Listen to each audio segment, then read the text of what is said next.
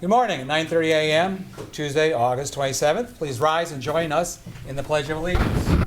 I pledge allegiance to the flag of the United States of America and to the republic for which it stands, one nation, under God, indivisible, with liberty and justice for all.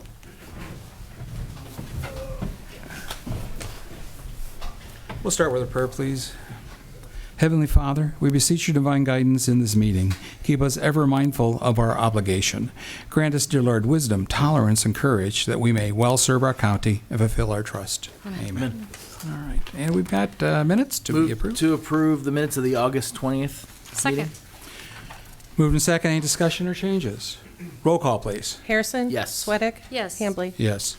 And opening up for public comment regarding any of our pending resolutions. Seeing none, we'll go ahead and proceed. We have a resolution of proclamation. This resolution number 240640, proclaiming August 31st, 2024 as Overdose Awareness Day in Medina County. Whereas International Overdose Awareness Day is recognized globally to acknowledge those whose lives have been lost and to raise awareness about the risks of overdose and to acknowledge the grief felt by families, friends, and communities when remembering those who have died. And whereas this day also aims to publicly challenge the stigma associated with substance use disorder and reminds us that no one should feel shame at the death of someone from this disease. And whereas in 2022, Medina County recorded more than 300 drug-related emergency room visits, resulting in 26 deaths, shattering the lives of families and members and friends and devastating the community. And whereas Medina County remains committed to raising awareness surrounding overdose morbidity and mortality by reducing stigma through education, prevention, treatment, and recovery support. And whereas this day is an opportunity to stand beside those who have lost loved ones and those who are diligently working towards recovery, and to remind them that they are supported, deserving of dignity and respect, and worthy of recovery. Now, therefore, be it resolved that the Board of Commissioners of Medina County, Ohio, hereby proclaims August 31st, 2024 as Overdose Awareness Day in Medina County. Be it further resolved that the Board of Commissioners of Medina County, Ohio, hereby offers hope to those in and seeking recovery from addiction and comfort to family, friends, and loved ones of those lost too soon. Move to approve. Second. Moved and second. Any discussion? Roll call, please. Harrison? Yes. Sweattick? Yes. Hambley? Yes. All right. Want to come forward? You guys are in the center.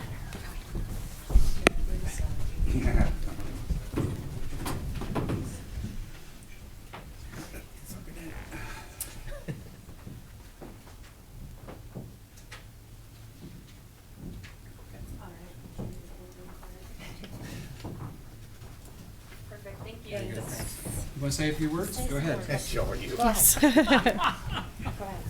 can start. Well, once again, Philip Titterington from the Adam Board, thank you for your continued support. I think that this just shows how it really takes a community to recognize and identify, this tragedy that's there, and any support that we could potentially offer, I think, is immeasurable. And we can't do this without board support. We have our chairman of the board here from the Adam Board, as well as our partners, Hope Recovery Community, and I'll leave you that with Stephanie.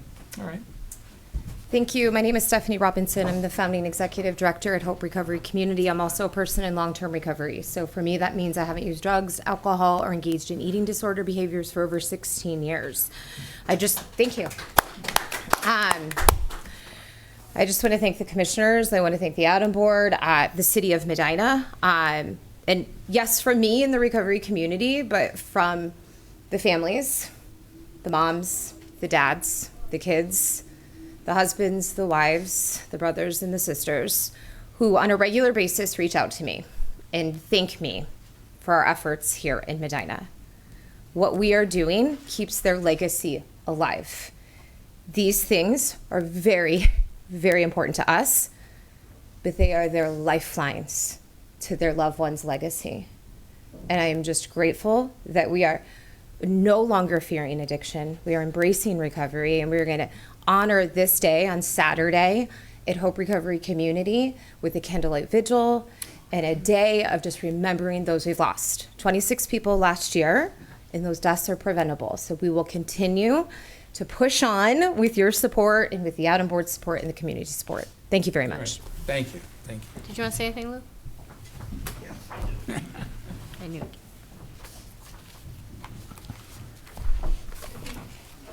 Hi, I'm Lou DeLoss, the chairman of the Adam Board this year.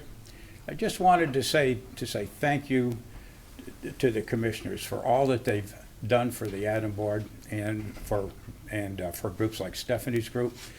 We have made a difference. Not all counties have this, believe me, and what we've got here is working, and it's getting better and better as we keep on going with things.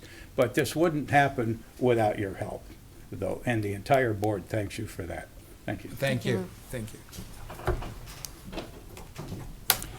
All right, and we'll get into resolutions. Jeremy Cinco, our sanitary engineer.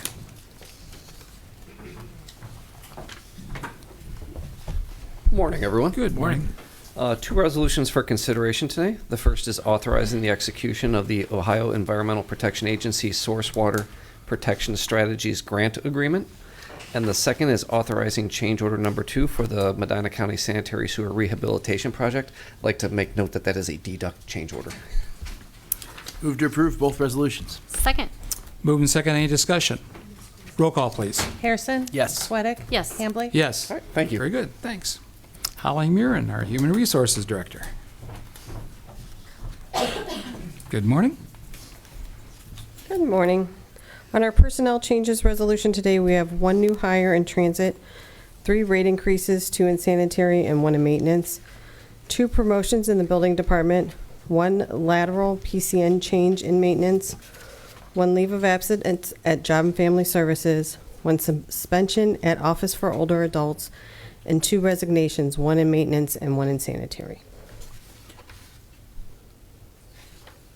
You have a Oh, and second a TO, resolution. I Yes. did forget, sorry. Okay. The TO resolution for administration and the building department. Move to approve both resolutions. Second.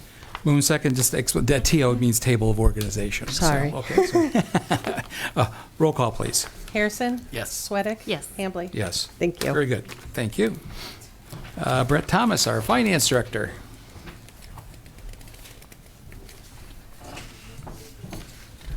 Good morning, Commissioners. Morning. Short and sweet today. Our first of 4 resolutions is authorizing the purchase of 6,700 gallons of gasoline. Our friends at Ports Petroleum came in with the low bid again at $2.10.9 per gallon. Our second resolution is approving a software service agreement with Streamlink Software, DBA Amplifund, for grant management software. So I'm super excited about this one. Thank you, guys. This will allow us to track grants countywide with much better efficiency and hopefully reduce a lot of workload on us for producing reports, as each of the grants has their own different styles and requirements for all of their reporting needs. Okay. Our third resolution is for expenses of county officials. We have nothing out of state and nothing major out of that one. And our fourth and final resolution is our weekly bills in the amount of $2,529,167.70. Move to approve the 4 resolutions. Second. Moving second, any discussion? Roll call, please. Harrison? Yes. Sweattick? Yes. Hambley? Yes. Thank Very you. good. Thanks, Brett. Chris Jacob, our County Administrator.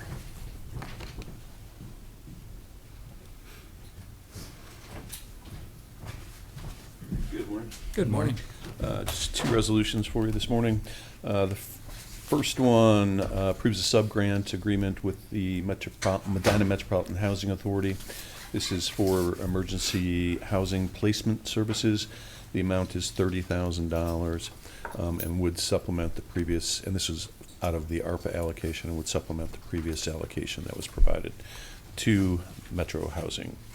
And the second and final resolution this morning accepts and awards a bid for the Medina County Home Window Replacement Project. And again, using ARPA dollars for this, to pay the cost of this project. Low bid was received from Hallmark Home Solutions in the amount of $105,608. And that work shall be completed sometime by mid-November, I believe. Great. For the Good. winter. Move to approve both resolutions. Second. Moving second, any discussion? It was nice that it came in under our estimated cost. Yeah, the original estimate that we used was 110,000, so it did come in, at least the one bid did, so that was Yeah. great. And the $30,000, as we explained before, is because they've had an uptick in homeless assistance, hotel rooms and so forth from prior, and they were going to run out the last 2 months of this year before the emergency shelter that's under construction would be open. So this helps offset that to make sure that certainly during the holidays that families have a place that they can stay temporarily. So Did that resolution indicate the initial amount? You The said previous amount? Yeah. No, it did not. What was the previous amount? I believe it was $40,000. Okay. Gotcha. Thank you. they have a number of sources for that. We're one of them. So The this is- general fund also has an appropriation Correct. for Correct. Yeah. $10,000. Yeah. Yep. No, it's a good cause. It's Yeah. obviously when you can help supplement that need, that's something we want to do. Yep, certainly. Roll call, please. Harrison? Yes. Sweattick? Yes. Hambley? Yes. All right. Thank you. Very good. Thanks, Chris. Department updates. Shannon Ryan, our transit director. Good morning. Good morning. Good morning. So looking at July of this year, had a number of improvements and some challenges. I'll just mention the improvements. Our total ridership for the month of July was 6,050, which is significantly higher than last year. So we're seeing an uptick in ridership. Great news. Some of the challenges come in as we try to maintain our service levels and cost.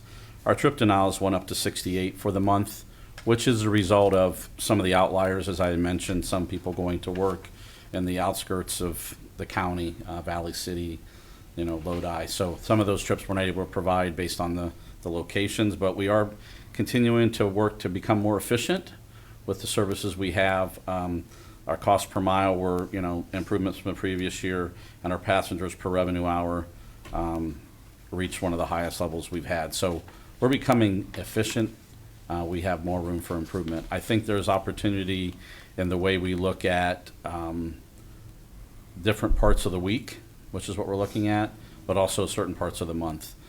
July is just traditionally a higher ridership month overall for the entire year. Our service levels for the contracts, Office for Adults has plateaued a little bit, which is, helping us maintain our public service as well. It's just, it's getting busier as we speak to different groups. I spoke to the Kiwanis Club recently, spoke to the economic development folks a little bit more this last 3 or 4 months. We're seeing more people going to work, which is good.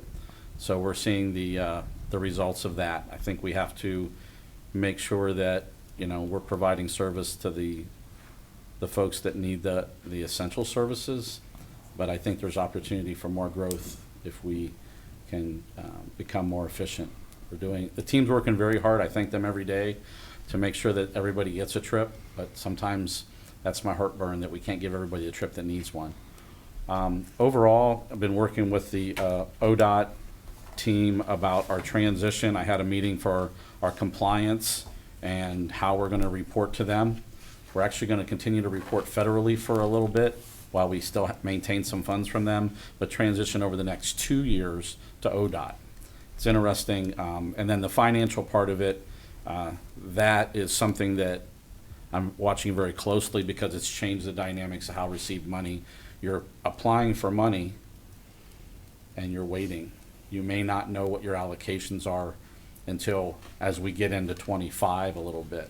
So I'm trying to pay attention to that and make sure that we have the funds we need to maintain our service. I think we'll be fine.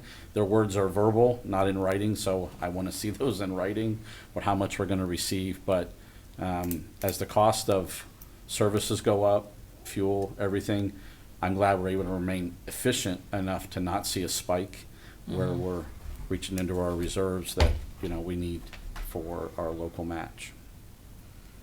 So there you go.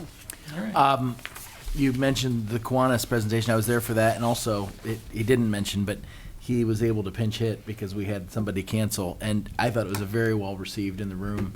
Everybody there, I think it had been a while since Transit had presented to that group, and some of the discussion points that probably mirror what you're experiencing here with your report were that really resonated with people were workforce opportunities.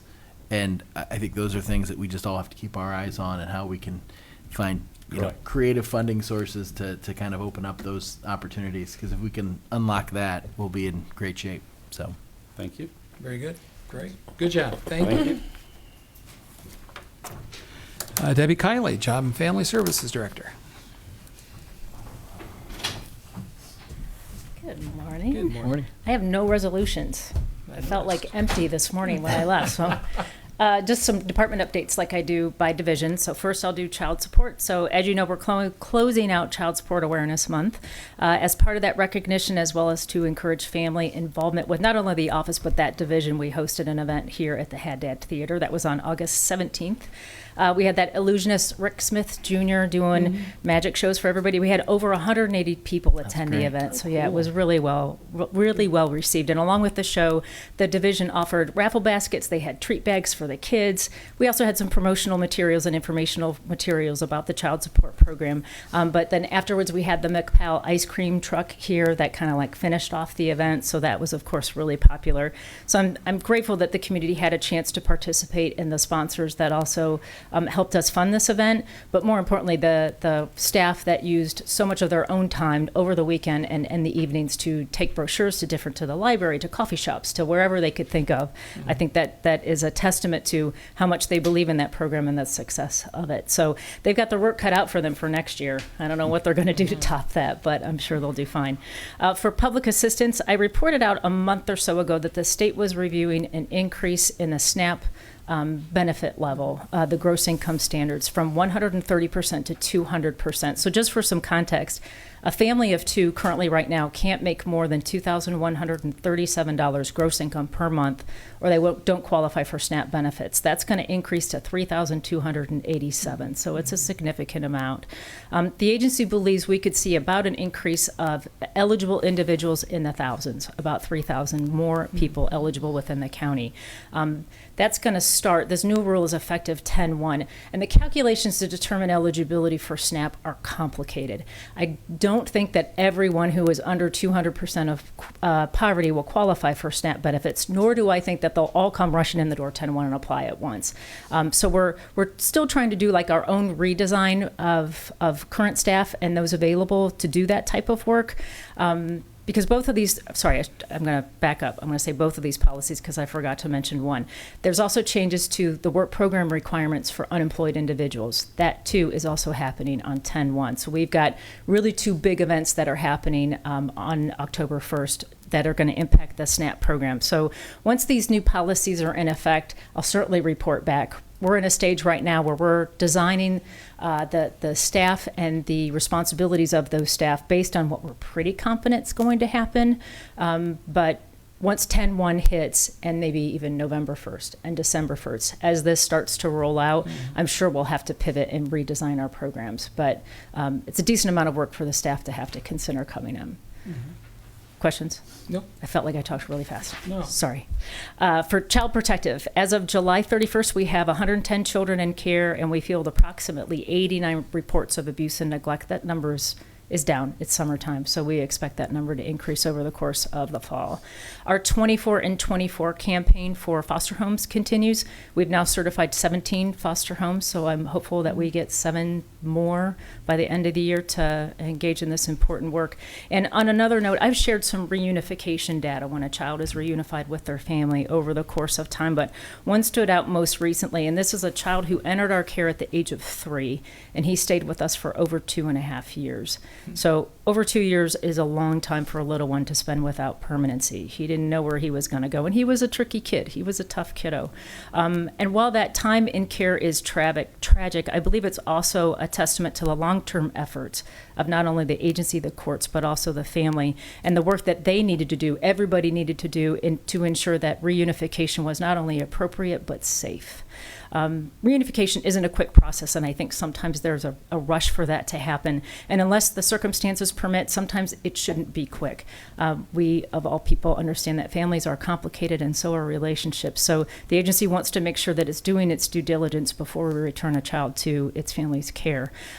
However, I am happy to report that we were able to close our case with this little one most recently and reunite him with his father. And even more so, I believe the agency has done its due diligence and set up a process for this family to have long-term success so that the child won't have to come back into care. And while I can't share more details about their journey, obviously there's a significant amount of confidentiality, I applaud the staff and the court and the father for their endurance during this commitment. So I just wanted to give that shout out to everybody. That's all I have. All right. Questions? Yeah. Very good. Thank you. Appreciate it. We don't have any resolutions, so open up for public comment. Nothing from the public. We'll go ahead and enter into discussion session. Chris, do you have anything? Matt? Denise? I'm deferring to you. Okay, go ahead. Colleen? So Denise had put together an RFQ for a strategic plan for the facilities, the fairgrounds, and we had had several meetings with the Fair Board, and last night we got overwhelming support from the Fair Board to go out for this RFQ and see if we can get us, a long-term plan for the grounds that would give ideas and suggestions and recommendations.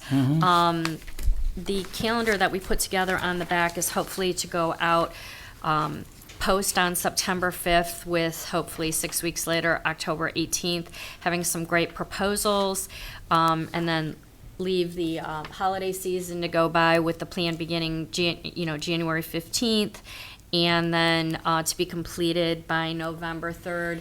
The long completion time reflects that we would like whatever company is chosen to spend at least 2 days at our actual fair to see the flow and see how everything goes.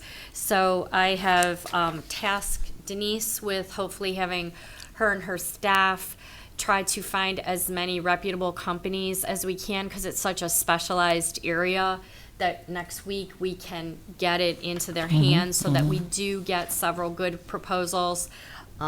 Because, this is the kind of thing where you just don't want one or two. You want to be able to look at several companies' ideas on how they would go about this task. So it was great that the Fair Board is all in for us to move forward with this.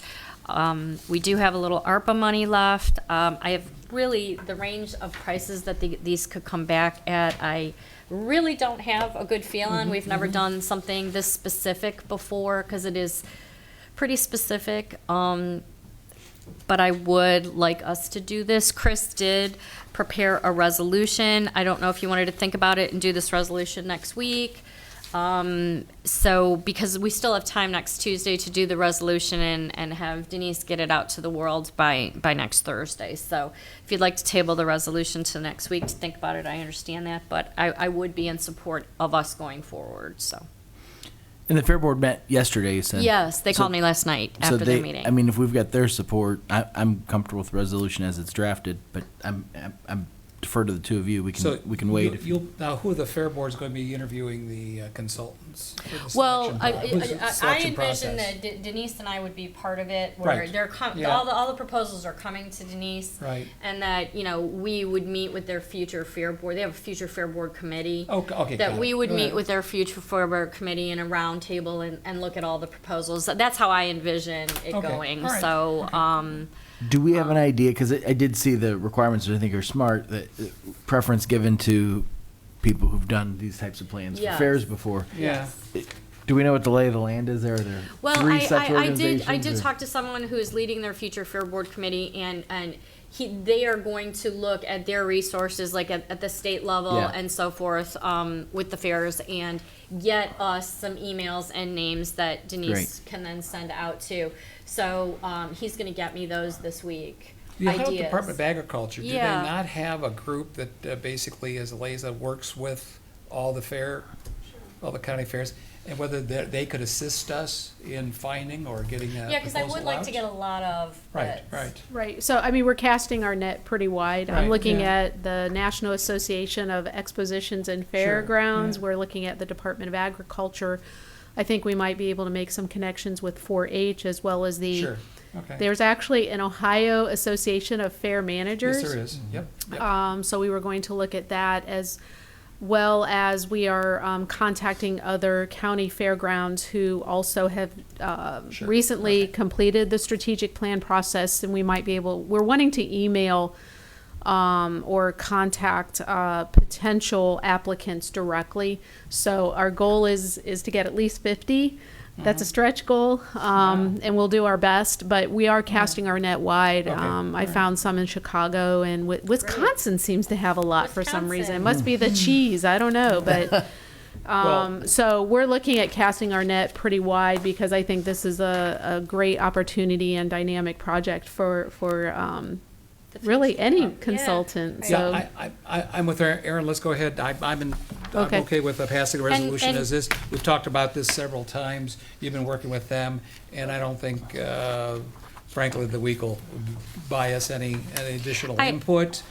I would be in favor of moving forward right now. Great, and besides taking the week to get to your 50, maybe, work on a cover letter to go with the Okay. RFQ that we will send out to the potential companies, that would be great. Okay, all right. So are you looking for a motion, or do you want to Yes. wait for? That'd be great. Okay, yeah, then I'll move to approve the resolution for the request for proposal for a Medina County Fairground Facility Strategic Plan. Second. Roll call? Harrison? Yes. Sweattick? Yes. Hambley? Yes. Thank you. All right, very good. Good. Anything else? Colleen? No, I do Okay, not. sorry. Sorry. Aaron? No. Okay. The only thing I wanted to bring up is, bring to your attention and for discussion, is Amazon Business Accounts for Counties. This is it was approved by the Service Corporation for CCO on Friday. We've had discussion. We're going to be the only state in the union that actually Amazon is starting to work with this. There is going to be a video conference on September 5th, giving much more detail. I just want to bring it to your attention, and the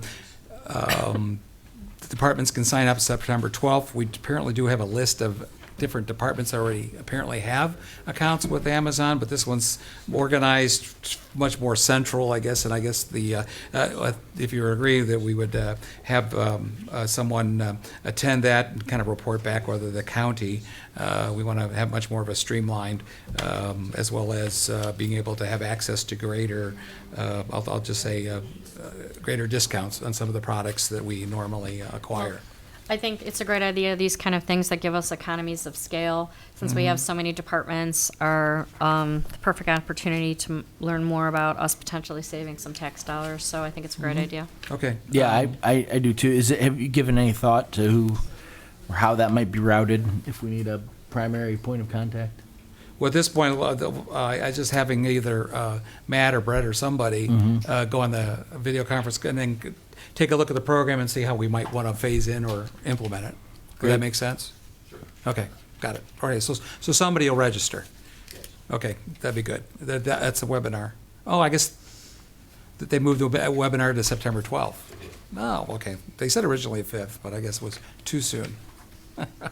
Okay, we'll consider that on the 12th, and they'll roll out and then report back to us. Okay, That sounds great. good, thanks. That's the other item I wanted to announce, and I just recently heard yesterday that unfortunately our solid waste district is going to have to remove our recycling bins over in Spencer Village.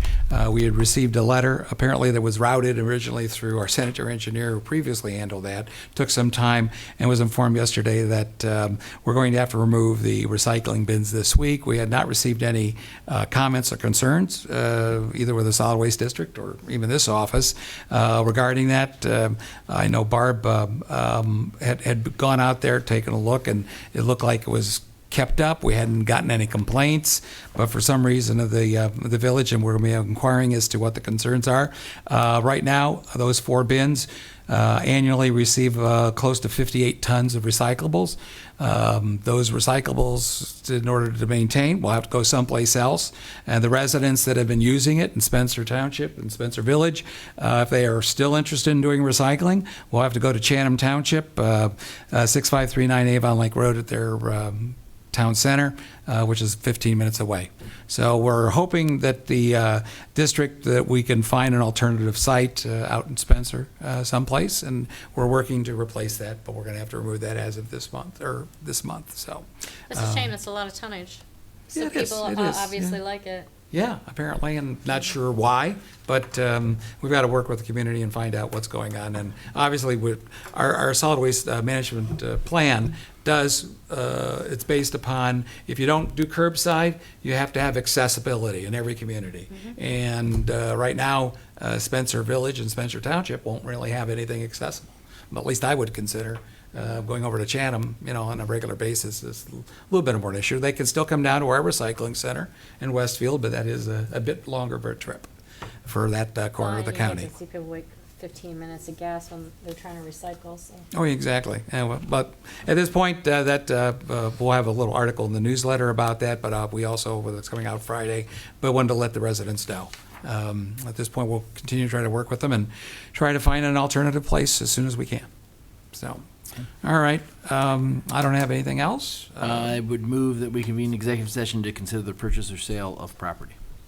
Second. Before we vote, wanted to just remind you, we have a regular annexation hearing at 11 o'clock regarding 22.0536 acres of Brunswick Hills Township to the city of Brunswick. Roll call. Harrison? Yes. Sweattick? Yes. Hambley? Yes. Thank you. Everybody have a good day.